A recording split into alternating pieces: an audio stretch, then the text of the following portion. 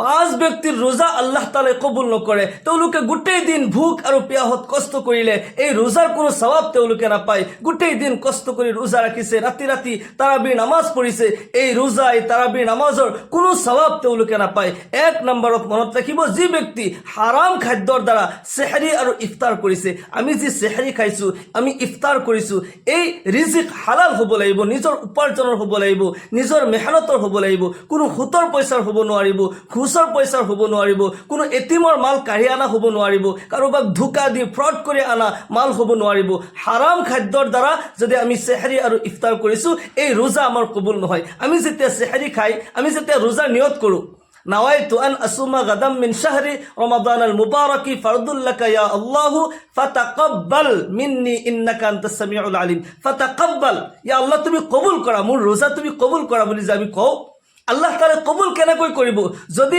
হাৰাম পয়সাৰ দ্বাৰা হাৰাম উপাৰ্জনৰ দ্বাৰা যদি আমি খানা খাইছো তেতিয়াহলে এই ৰোজা আমাৰ কবুল নহয় আল্লাহ তাআলাৰ দৰবাৰত গৈয়ে নাপায় কাৰণ কাৰোবাৰ মাল কাঢ়ি আনিছো কোনো এতিম মিসকিনৰ মাল কাঢ়ি আনিছো কাৰোবাক ধোকা দি আনিছো আমি যেতিয়া হাৰাম খাদ্যৰ দ্বাৰা সেহৰি ইফতাৰ কৰিম আমাৰ ৰোজা আল্লাহ তাআলাই কবুল নকৰে মনত ৰাখিব আমি গোটেই দিন কষ্ট কৰিছো এই কষ্ট এৰাই যাব বেকাৰ হৈ যাব আমি যি সেহৰি আৰু ইফতাৰত খানা যোগাৰ কৰিছো আয়োজন কৰিছো এ হালাল হ'ব লাগিব নিজৰ মেহনতৰ হ'ব লাগিব যদি হালাল হয় তেতিয়া আমাৰ ৰোজা কবুল হ'ব নহলে হাৰাম খাদ্য ৰোজাৰ বাহিৰত যদি অন্য মাহতো আমি হাৰাম খাদ্য খাইছো আমাৰ তেজ মাংস হাৰাম হৈ যায় আৰু যেতিয়া এজন মানুহে হাৰাম খাই খাই তেজ মাংস গোটেই হাৰাম হৈ যায় লাহে লাহে লাহে লাহে সেইজন মানুহ দিনৰ পৰা আঁতৰি যায় সেই কাৰণে আমি সতৰ্ক থাকিব লাগিব যে আমি সেহৰি আৰু ইফতাৰি কৰিছো যি খানাৰ যোগাৰ আমি কৰিছো লাগিলে কমেই খাও তথাপিও হে হালাল হ'ব লাগিব বহুত আয়োজন নালাগে বহুত আইটেম নালাগে কমে আইটেম হোক দুটা তিনটা আইটেমে হোক এটা আইটেমে হোক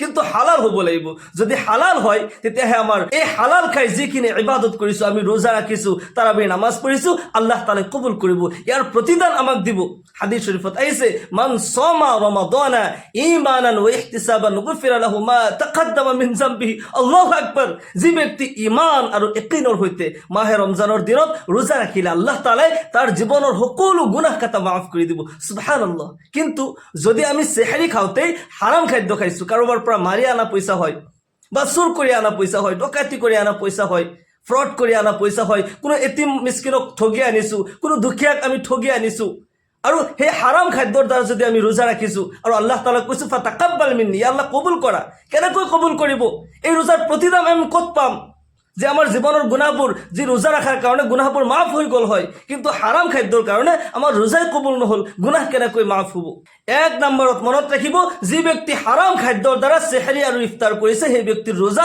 আল্লাহ তাআলা কবুল নকৰে গোটেই দিন কষ্ট কৰি ৰোজা ৰাখিলে তাৰাবি নামাজ পঢ়িলে তাৰ কোনো এই নেক আমলৰ সওয়াব তেওঁলোকে নাপায় কানুনান ৰোজা হৈ যাব পাৰে কানুনান যে গোটেই দিন আপুনি পানাহাৰে আছে খানা পিনা জিমাইবোৰৰ পৰা বিৰত হৈ আছে কানুনান আপোনাৰ ৰোজা হৈ গৈছে দেখা যায় কিন্তু এই ৰোজাৰ কোনো প্ৰতিদান আপুনি নাপায় মাহে ৰমজান এনেকৈ এটি পবিত্ৰ মাহ হয় আল্লাহৰ নবী সাল্লাল্লাহু আলাইহি ওয়াসাল্লাম ইৰশাদ কৰে যে ব্যক্তি ৰমজানৰ মাহ পোৱাৰ পিছতো তাৰ জীৱনৰ গুনাহবোৰ মাফ কৰাব নোৱাৰিলে সেইজনতকৈ নিকৃষ্ট এই পৃথিৱীত কোনো নাই সেই কাৰণে আমি রোজা রাখিছো তারাবি নামাজ পঢ়িছো আমি 5 ওয়াক্ত নামাজও পঢ়িছো বেলেগ মাহত যদিও আমি গাফিলতি কৰিছো ৰমজানৰ মাহ আহাৰ লগে লগে আমি ৰোজাও ৰাখিছো ভালকৈ তাৰাবি নামাজও পঢ়িছো 5 ওয়াক্ত নামাজ যত সময়ত আদায় কৰিছো গতিকে আমি এক নম্বৰত হালাল খাদ্য আমি খাব লাগিব হাৰামৰ পৰা বিৰত থাকিব লাগিব কোনো ধৰণৰ হাৰাম যাতে মোৰ ঘৰত নাহে মোৰ খাদ্যত যাতে শামিল নহয় মই সতৰ্ক থাকিব লাগিব এক নম্বৰত ৰিজক হালাল জৰুৰী হয় দুই নম্বৰত যি ব্যক্তিৰ ৰোজা আল্লাহ তাআলাৰ দৰবাৰত কবুল নহয় হেয়া হৈছে মিথ্যাবাদী যি ব্যক্তি কথাই কথাই মিছা কথা কয়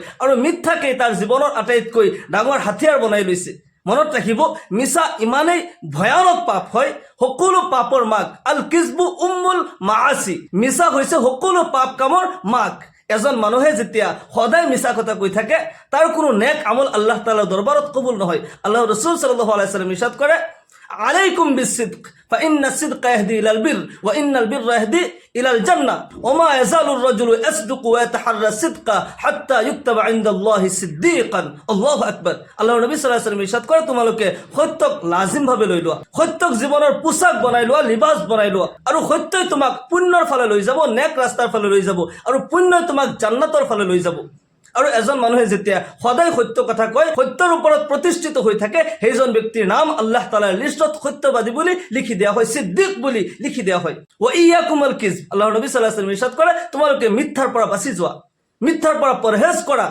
কিয়নো মিথ্যাই তোমাক গুনাহৰ ফালে লৈ যাব আৰু গুনাহে তোমাক জাহান্নামত লৈ যাব। এজন মানুহে যেতিয়া এনি টাইম মিছা কথা কৈ থাকে আৰু মিছাৰ ওপৰতেই প্ৰতিষ্ঠিত হৈ থাকে, তাৰ নাম আল্লাহ তাআলাৰ লিষ্টত মিথ্যাবাদী বুলি লিখি দিয়া হয়, কাজ্জাব বুলি লিখি দিয়া হয়। নাউজুবিল্লাহ। মিথ্যা হৈছে আল কিজবু উম্মুল মাআসি, সকলো পাপ কামৰ মাক। সেইকাৰণে আমি এই ৰমজানৰ মাহ আহিছে, আমি এতিয়া তৌবা কৰি লওঁ যে মিথ্যা কথা যাতে মই নকওঁ, মিছাৰ পৰা বাচি যাওঁ, লাগিলে মোৰ ডিঙি কাটি যাওঁ, তথাপিও মই মিছা কথা নকওঁ। 2 নম্বৰত মিছাৰ পৰা আমি বাচিব লাগিব। 3 নম্বৰত যি ব্যক্তিৰ ৰোজা, তাৰাবি, নামাজ, কোনো কিছু ইবাদত আল্লাহৰ দৰবাৰত কবুল নহয়, সেয়া হৈছে চুগলি আৰু গীবত। এজন ব্যক্তিয়ে ৰোজাও ৰাখিছে, তাৰাবি নামাজো পঢ়িছে, কিন্তু চুগলি কৰিছে, গীবত কৰিছে, কাৰোবাৰ সমালোচনা কৰিছে, কাৰোবাৰ বদগিল্লা কৰিছে, কাৰোবাৰ কথা কাৰোবাৰ লগত লগাই বিশৃংখলা সৃষ্টি কৰিছে, কাজিয়া সৃষ্টি কৰিছে, তাৰ কোনো ইবাদত আল্লাহ তাআলাৰ দৰবাৰত কবুল নহয়। বান্দাই কেতিয়াবা কেতিয়াবা এনেকুৱা নেক আমল কৰে যাৰ কাৰণে তাৰ মৰ্যাদা আল্লাহৰ দৰবাৰত বহুত বুলন্দ হৈ যায়, বহুত মৰ্যাদাপূৰ্ণ হৈ যায়। আকৌ কিছুমান ভুলৰ কাৰণে তাৰ গোটেই নেক আমলসমূহ বৰবাদ হৈ যায়। সেয়া হৈছে চুগলি আৰু গীবত। আপুনি যেতিয়া নামাজ পঢ়িছে, 5 ওয়াক্ত নামাজ পঢ়িছে, ৰোজা ৰাখিছে, তাৰাবি নামাজ পঢ়িছে, এফালে তসবিহ তাহলিল কৰিছে, ৰমজান মাহ হয়, কোৰআনৰ তিলাৱত কৰিছে, সদকা খাইৰাত কৰিছে, কিন্তু আপুনি কি কৰিছে? নামাজ পঢ়ি উঠি কাৰোবাৰ বদগিল্লা কৰিছে, কাৰোবাৰ বদনাম কৰিছে। নামাজ পঢ়ি উঠি ৰোজা ৰাখি আপুনি কাৰোবাৰ চুগলি কৰিছে, বিশৃংখলাৰ সৃষ্টি কৰিছে। আপোনাৰ এই নামাজ, গোটেই দিনৰ ৰোজা এনেই গ'ল। এনে আপুনি কষ্ট কৰিলে, এই ৰোজাৰ কোনো প্ৰতিদান আপুনি নাপায়, নামাজৰ কোনো সৱাব আপুনি নাপায়, এইবোৰ এনেই গ'ল। সেইকাৰণে আমি সতৰ্ক থাকিব লাগিব। চুগলি, গীবত এইবোৰ যাতে আমাৰ মনত নাথাকে, যাতে আমি চুগলি নকৰোঁ, গীবত নকৰোঁ, মানুহৰ বদগিল্লা যাতে নকৰোঁ। যদি বদগিল্লা কৰোঁ, আল গীবাতু আশাদ্দু মিনাজ জিনা, গীবত ইমানে ভয়ংকৰ পাপ হয় যিটো নেকি জিনাতকৈ আৰু ভয়ংকৰ হয়। জিনা ইমানে ভয়ংকৰ পাপ আল্লাহ তাআলাই যাৰ কাৰণে দুনিয়াতে শাস্তি ঘোষণা কৰি দিছে, আজ-জানিয়াতু ওয়াজ-জানি ফাজলিদু কুল্লা ওয়াহিদিন মিনহুমা মিআতা জালদা।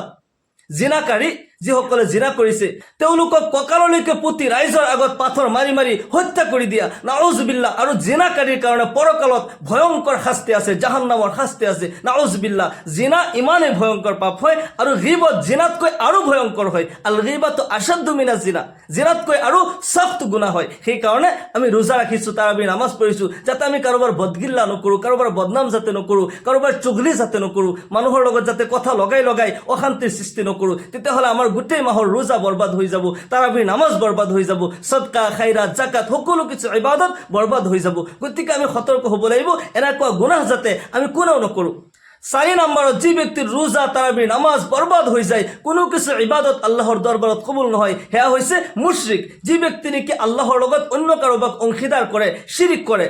আপুনি যদি স্পষ্ট মূৰ্তি পূজা কৰাও নাই, কিন্তু আপুনি কোনোবা পীৰৰ মাজাৰত গৈছে আৰু পীৰৰ মাজাৰত যাই পীৰৰ পৰা আপুনি সন্তান বিচাৰিছে, আপুনি বিপদত পৰিছে, পীৰৰ মাজাৰত যাই সহায় বিচাৰিছে, পীৰৰ পৰা আপুনি সহায় বিচাৰিছে, তেতিয়াহ'লে আপুনি আল্লাহৰ লগত অন্য কাৰোবাক অংশীদাৰ কৰিলে। পীৰৰ মাজাৰত যাব পাৰে আপুনি জিয়াৰত কৰিবলৈ, তেওঁৰ কাৰণে আপুনি দোৱা কৰিব পাৰে, কাৰণ আল্লাহৰ বাহিৰে অন্য কোনেও আপোনাক সন্তান দিব নোৱাৰে, আল্লাহৰ বাহিৰে অন্য কোনেও আপোনাক পেৰেশানি মুক্তি কৰিব নোৱাৰে, আল্লাহৰ বাহিৰে অন্য কোনেও আপোনাক বেমাৰৰ পৰা শিফা দিব নোৱাৰে। লা ইলাহা ইল্লাল্লাহ, আল্লাহকে সিৱা কোই মাবুদ নেহি, আল্লাহৰ বাহিৰে অন্য কোনো উপাস্য নাই, আল্লাহৰ বাহিৰে অন্য কোনো দুখ দৰদ দূৰ কৰোতা নাই, আল্লাহৰ বাহিৰে অন্য কোনো সন্তান দেউতা নাই, আল্লাহৰ বাহিৰে অন্য কোনেও আপোনাৰ পেৰেশানি শুনোতা নাই। সকলো সমস্যা আল্লাহ তাআলাই সমাধান কৰিব লাগিব। গতিকে পীৰৰ ওচৰত যাই আপুনি মদত বিচাৰিব নোৱাৰে। যদি আপুনি এই গুনাহ কৰিছে, আপুনি শিৰিক কৰিলে, আপুনি তওবা কৰক, নহ'লে গোটেই জীৱনৰ ইবাদত বৰবাদ হৈ যাব। তাৰাবিৰ নামাজ, গোটেই দিনৰ কষ্ট কৰা ৰোজা আপোনাৰ বৰবাদ হৈ যাব। কোনো কিছু ইবাদত আল্লাহৰ দৰবাৰত কবুল নহয়। আল্লাহ তাআলাই আমাক সকলোকে হেফাজত কৰক, এনেকুৱা গুনাহৰ পৰা বাচি থাকাৰ তৌফিক দান কৰক। সকলোকে আল্লাহুম্মা আমিন। 5 নম্বৰত যি গুনাহ কৰিলে কোনো কিছু ইবাদত আল্লাহৰ দৰবাৰত কবুল নহয়, সেয়া হৈছে হাসাদ, বুগজ আৰু নফৰত। যদি আপোনাৰ অন্তৰত আনৰ প্ৰতি হিংসা বিদ্বেষ থাকে, আনৰ প্ৰতি ঘৃণ থাকে, তেতিয়াহ'লে আপোনাৰ কোনো কিছু ইবাদত আল্লাহ তাআলাৰ দৰবাৰত কবুল নহয়, গোটেই কিছু ইবাদত বৰবাদ হৈ যাব। এগৰাকী মহিলাৰ উদাহৰণ দিওঁ, আৰু এটা ভিডিঅ'ত মই কৈছিলোঁ, এগৰাকী মহিলা 5 ওয়াক্ত নামাজ পঢ়ে, ৰোজা ৰাখে, তসবিহ তাহলিল কৰে, কিন্তু তেওঁৰ জীৱনত পেৰেশানি লাগিয়ে থাকে, বালা মুসিবত পেৰেশানি লাগিয়ে থাকে। এদিনাখন এজন আল্লাহৰ ওলিৰ ওচৰত গ'ল আৰু যাই শিকায়ত কৰিলে, হুজুৰ এনেকুৱা কিবা আমল মোক শিকাই দিয়ক যি আমল কৰিলে মোৰ জীৱনৰ পেৰেচানিবোৰ দূৰ হৈ যাব। এনেকুৱা কথা, মই জীৱনত 5 ওয়াক্ত নামাজ পঢ়িছোঁ, ৰোজা ৰাখিছোঁ, তসবিহ তাহলিল কৰিছোঁ, নেক আমল কৰিয়ে থাকোঁ, তাৰ পিছতো পেৰেচানিবোৰ কিয়? কিন্তু মোৰ ওচৰৰ এগৰাকী মহিলা, তেওঁ দেখোন ভালকৈ ইবাদত বন্দিগী নকৰে, কিন্তু তেওঁৰ জীৱনত কোনো পেৰেচানি নাই, শান্তিয়ে শান্তি। কাৰণটো কি? গোটেইখিনি কথা যেতিয়া ভাঙি পাতি ক'লে, হুজুৰে বুজি পালে যে আচলতে মহিলাগৰাকীৰ বেমাৰ কি হৈছে। আল্লাহৰ ওলীজনে এক গ্লাছ পানী লৈ আহিলে, পৰিষ্কাৰ পানী আনি টেবুলত ৰাখি দিলে, আৰু বিচাৰি বিচাৰি জহৰৰ বটল লৈ আহিলে, বিষৰ বটল আনিলে, আৰু 1 টোপাল বিষ এই পানীত দি দিলে, আৰু মহিলাগৰাকীক কৈছে আপুনি খাই দিয়ক। মহিলাগৰাকী আচৰিত হৈ গ'ল, কি কথা হুজুৰ, ইয়াতে ভাল পানী মই দেখা পাইছোঁ, কিন্তু তাতে আপুনি বিষ দি দিছে। এতিয়া যদি মই পানীখিনি খাওঁ মইতো মৰি যাম, এই পানীটো খোৱাৰ উপযুক্ত নহয়, আপুনি মোক মাৰিব বিচাৰিছে। আল্লাহৰ ওলীজনে কৈ আছে, এতিয়া তুমি লাইনত আহিছা, তোমাক ভালকৈ বুজাব পাৰিম। চোৱা, তোমাৰ জীৱনৰ যিমান নেক আমল আছে, নামাজ, ৰোজা, সদকা, খাইৰাত, যিমান নেক আমল আছে, তাৰ মিছাল এই 1 গ্লাছ পৰিষ্কাৰ পানীৰ দৰে হয়। আৰু তোমাৰ অন্তৰত থকা আনৰ প্ৰতি হিংসা, বিদ্বেষ, আনৰ প্ৰতি নফৰতৰ যি অগনি, এই 1 গ্লাছ পৰিষ্কাৰ পানীৰ মাজত 1 টোপাল বিষৰ দৰে হয়। যিদৰে 1 গ্লাছ পৰিষ্কাৰ পানী, তাতে 1 টোপাল বিষ থকাৰ কাৰণে এই পানী খোৱাৰ উপযুক্ত নহয়, ঠিক তেনেদৰে তোমাৰ জীৱনৰ যিমান নেক আমল আছে, তোমাৰ অন্তৰত থকা আনৰ প্ৰতি হিংসা, বিদ্বেষৰ সেই বিষৰ কাৰণে আল্লাহ তাআলাৰ দৰবাৰত কবুলৰ গ্ৰহণযোগ্য নহয়, আল্লাহ তাআলাই কবুল নকৰে। সেই কাৰণে তোমাৰ জীৱনত বালা মুসিবত, পেৰেচানিবোৰ আহিয়ে থাকে। মহিলাগৰাকী বুজি পালে, হয় মই মোৰ অন্তৰ পৰিষ্কাৰ কৰিব লাগিব। লগে লগে তৌবা কৰিলে আৰু হুজুৰক দুৱাৰ দৰখাস্ত কৰিলে, হুজুৰ দোৱা কৰিব, মোৰ কোনো বেলেগ কোনো আমল দৰকাৰ নাই, আপুনি মোৰ কাৰণে দোৱা কৰিব, মই যাতে মোৰ অন্তৰ পৰিষ্কাৰ কৰিব পাৰোঁ। মোৰ প্ৰিয় দিনদৰদী ভাই বন্ধুসকল, এই 5টা গুনাহৰ পৰা যদি আমি বাচি থাকিব পাৰোঁ, তেতিয়াহ'লে আমাৰ ৰোজা কবুল হ'ব, তাৰাবিৰ নামাজ কবুল হ'ব, গোটেই দিনৰ ইবাদত আল্লাহ তাআলাই কবুল কৰিব। এই ৰমজান মাহৰ এটা নফল অন্য মাহৰ এটা ফৰজৰ সমান সওয়াব আল্লাহ তাআলাই দান কৰে, এটা ফৰজ অন্য মাহৰ 70টা ফৰজৰ সমান সওয়াব আল্লাহ তাআলাই দান কৰে। এই মাহৰ প্ৰতি সেকেন্ড, প্ৰতি পল ৰহমতৰ হয়, বৰকতৰ হয়। এই মাহত আমি বেশি বেশিকৈ ইবাদত কৰিব লাগিব, কিন্তু এই 5টা গুনাহৰ পৰা বিশেষকৈ আমি বাচি থাকিব লাগিব। আল্লাহ তাআলা আমাক সকলোকে এই পবিত্ৰ ৰমজান মাহত বেশি বেশিকৈ ইবাদত কৰি আল্লাহ তাআলাৰ ৰাজি খুশি হাসিল কৰাৰ তৌফিক দান কৰক। আমাক সকলোকে তামাম কিসিমৰ গুনাহৰ পৰা বাচি থাকাৰ তৌফিক দান কৰক। সকলোকে আল্লাহুম্মা আমিন। ওয়া আখিৰু দাওয়ানা আলহামদুলিল্লাহি ৰাব্বিল আলামিন। আসসালামু আলাইকুম ওয়া ৰাহমাতুল্লাহি ওয়া বাৰাকাতুহু।